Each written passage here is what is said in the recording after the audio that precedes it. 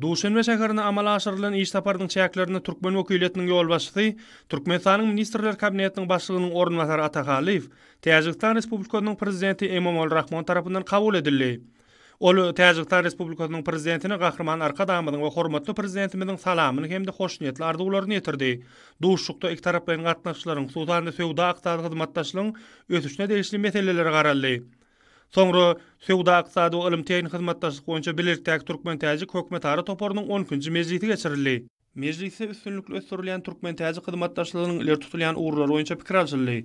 Sowda ykdysady ulgam hyzmatdaşlygyň esasy uğurlarynyň biri hökümde bellenilip, bu uğurdaky netijeli gatnaşlary ösdürmek, iki taraplaryň harit dolanşygynyň mukdaryny artdyrmak üçin oňun şertleriniň bardygyny ýytaldy.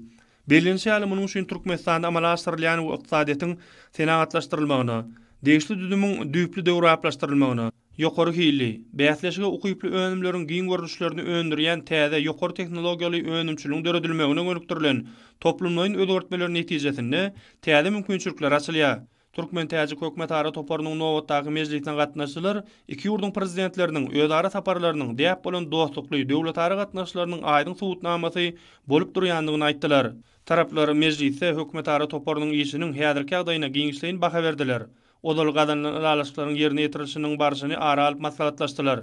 Türkmen-Täjik hyzmatdaşlygyny bar bolan mümkinçiliklere laýyklykda täze derejä çykarmak üçin anyk ýagdaýlara garap ýerine ýetirmeli geljekki bilelikdäki işleri ketkitlediler.